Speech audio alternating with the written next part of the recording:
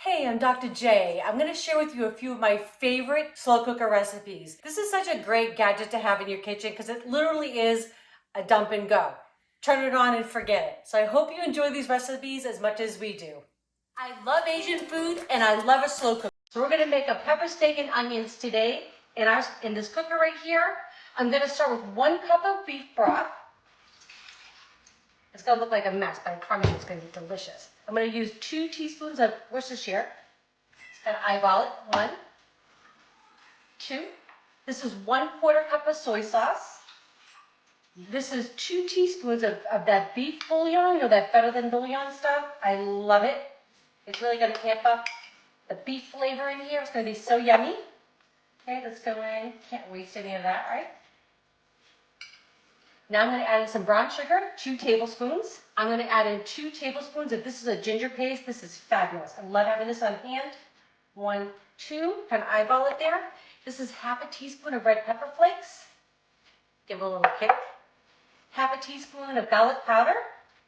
If you had fresh garlic, that'd be fine too. I know this sounds weird, but this is a 1/4 cup of cornstarch. This is going to thicken it as it cooks. It's going to look a little messy right now, but trust me, this will all come together.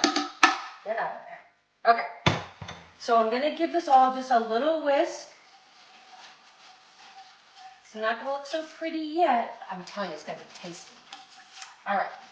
Okay, so we've got soy sauce in there, 1/4 cup, but I'm still going to salt the steak. Okay, just a little bit.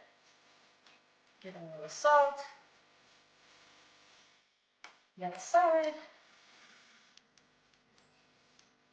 All right. And it's going in the pool. Okay, same thing. A little salt each side. You just don't want under-seasoned meat. Yeah. Oops.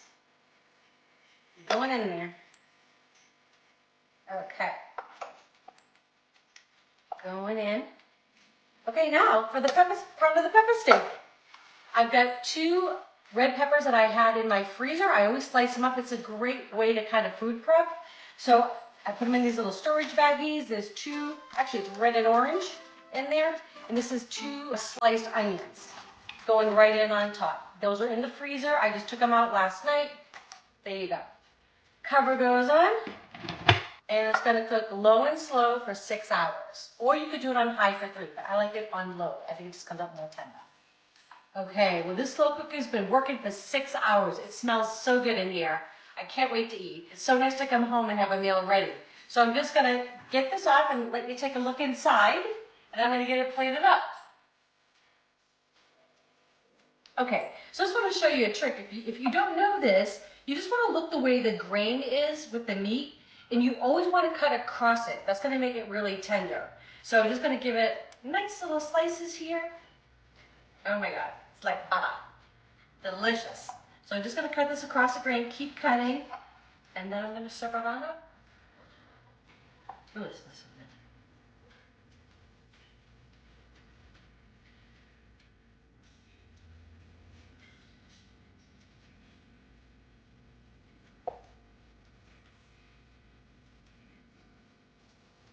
good. Okay, here you go. Delicious. Slow cooker, pepper steak, and onions. That easy. Today we're going to make a delicious slow cooker baked bean recipe. I'm going to show you how this comes together. So I have 7 slices of thick cut bacon. I like it like that. And I just have it just cut up. I just use scissors, cut them up in big chunks, going into my pan here. My slow cooker actually has an insert that actually can go on a burner. If you don't, no big deal. Just use a regular fry pan, get your bacon, and you just want to make it so it's nice and crispy. So this will take several minutes. Be patient, it's going to be so worth it. If you want to make this vegetarian though, you can totally skip this step and just go right to your onions. Okay, it smells so good in here. The bacon is all nice and crispy. I'm just going to use a slotted spoon and I've got a paper towel lined plate. I'm just going to put this on top.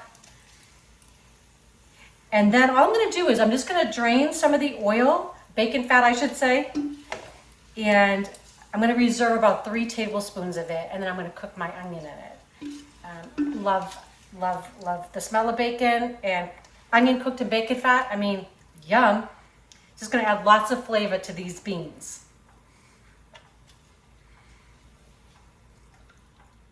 Okay, so I'm just gonna throw in, this is one medium onion that I just finely diced going in. I know that you all know that I love to cook, but I'd like to know what's going into our food, right? So can you buy baked beans in the store? Absolutely. But I just like to know that what we're putting in is good ingredients. So it takes a few more minutes to do, but you've got some good products in here. The other thing is this will freeze really nicely. So I'm making a huge batch. Actually, it's just Eric and I today, which is fine. Whatever we don't have, obviously this would feed probably 10 to 12 people. I'm gonna let it all cool, and then I'm gonna put it in little packages for the freezer. So I could have it for like a barbecue coming up, or just individual packages for Eric and I sometime in the future. Okay, so the onions have cooked down. They're nice and translucent. It takes about 5 to 7 minutes. I have 4 cans of Great Northern beans that I've just drained and rinsed. They're going in. This is 3/4 of a cup of ketchup. We're gonna build our base here. Get to the last drop, right? And again, like I was saying earlier, it's nice that we get to control these ingredients. I try to buy mostly organic when we can. And I also can control the amount of sugar and everything that goes into this, right? So I do have 3/4 of a cup. This is dark brown sugar. This is really good.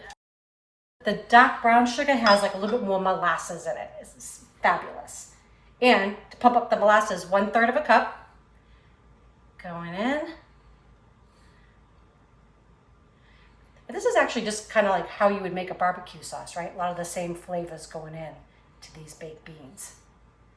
This is sticky stuff, but it's really worth it. So I'm trying to make sure I get every little bit. I'm gonna add just a splash, about 2 tablespoons, just like that, of rice vinegar, just to give it a little pop. About 1 tablespoon of Worcestershire sauce going in. This just gives you that, what is that in there? About 1/4 of a cup of chicken stock. Again, if you want this to be vegetarian, add a little bit of water, would be fine. Bacon's going back in. Obviously, vegetarian, we're leaving that out. Even though they do make, I guess, some vegetarian bacon now, so that would be okay too.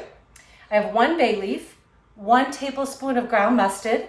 I've got 1/2 teaspoon of kosher salt, 1/2 teaspoon of ground black pepper, and 3/4 of a teaspoon of garlic powder, all going in. You could absolutely do this in the oven. You would just want to put this in a big casserole dish or like a 6-quart, like a Dutch oven, and you'd want to make sure it was covered. So I'm just gonna give this all a stir. Oh, it smells good already. Just so it's combined, I'm gonna put the cover on in just a minute, and I'm gonna cook it on low for 3 hours. You could actually put it on high for 1.5 hours. That would be fine. I love slow cookers, especially like on the weekend.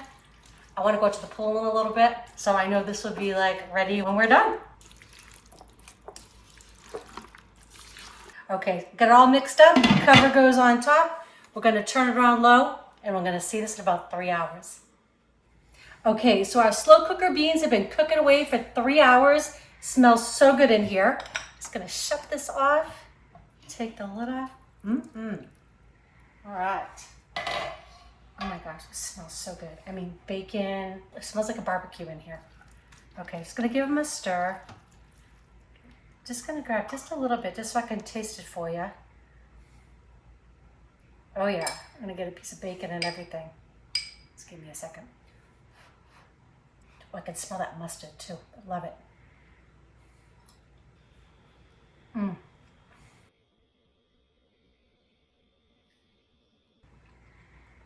Those are amazing. Okay, so really, please don't buy them in the can. You saw how simple it was to put everything in, right? And you've got your own homemade baked beans. Also be done in the oven if you don't want to use your slow cooker. It would just take you probably about 1.5 hours total in the oven. But I'll leave you those directions as well in the description below.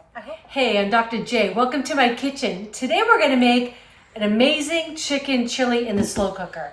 It comes together so quickly, all the ingredients. It's usually stuff that you'll have on hand, and it's going to be amazing. So I'm actually just putting the chicken right in. This is 2 pounds of ground chicken. No need to cook it. Going right in just like that. I have 1/2 of a really large onion that I diced up, and also 1 poblano pepper. I love them. They're spicy, but they're really mild. So, if you've got kids around, I think these are a good pepper. Okay, so going in. Okay, so now let's assemble. This is 3 cans of rinsed pinto beans going in. Organic if you can get them, right? We try to get the best ingredients that we can. That's the best thing about eating at home, because you can just kind of afford to pay a few extra cents for some of the organic ingredients. So I have 3 cans of diced tomatoes. These are 14.5-ounce cans. Now here's all where the magic comes. I know this is a lot of spices, but these I always do have on hand. This is 2 tablespoons of chili powder, a tablespoon of cumin, tablespoon of coriander. This is 1 teaspoon of ancho chili. It's really great. It does have a kick, but it's kind of a fruity kind of kick. I absolutely adore it. This is 1 tablespoon of garlic paste, 2 teaspoons of salt, 1 teaspoon of black pepper, and then 2 bay leaves all going in. And this will all be also in the recipe in the description. Going in. I have one last ingredient. I'm going to put in some chicken stock. Okay, so last I just got 1 carton of our low sodium chicken stock going in. And I love chili because you can make it so many different ways. I've done it with pork, I've done it with beef, I've done it all vegetarian, which you could totally do with this. You could just throw in some different beans, same spice. I've added in some black beans maybe in here with it, and then serve it over rice. I know now we live in Texas. We love Texas, but we're probably insulting those locals. They like their chili without beans. You know, I love the beans in them because they add a lot of protein, they add fiber, they're full of iron and potassium. They just add a lot of nutrients to the dish. So I'm a fan. Especially too, like I said, if you're making this vegetarian, it's a great way to get some of those nutrients into our vegetarian friends. Okay, so I'm just gonna give this really just a good mix, and then I'm gonna put the cover on. This will cook at about 2.5 hours on high, or about 5 to 5.5 hours on low. Cover goes on. So I'm gonna turn it on high, and this will be done about 2.5 hours. Okay, so 2.5 hours, our chili is done. Can't wait to taste this. Well, that smells so good. Oh my goodness. Oh my God. Okay, so I'm gonna give just a little taste for you. And this was so great. We didn't brown anything. You can, if you wanna do that extra step, no big deal. This is just basically one of those we just try to get everything in, kind of like a dump and go kind of recipe. But look at that. Oh my gosh. Let's see, I don't even know what to put on first. Okay, so I'm gonna put a little bit of cheese. I think everything's better with a little bit of cheese. Looks amazing. And I love guac. So a little bit of guac on there. And then I'm gonna put just a tiny bit of sour cream.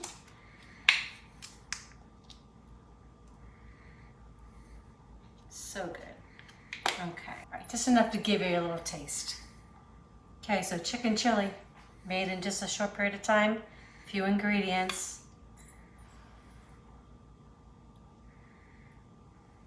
Oh my God, that's really good. It's so easy. A few ingredients. Literally, you just put it in here, give it a stir, put the cover on, let the slow cooker do the work for you. Wow, that's tasty. I want to eat this. So anyways, I hope you enjoy the recipes. If you do, please share with your friends.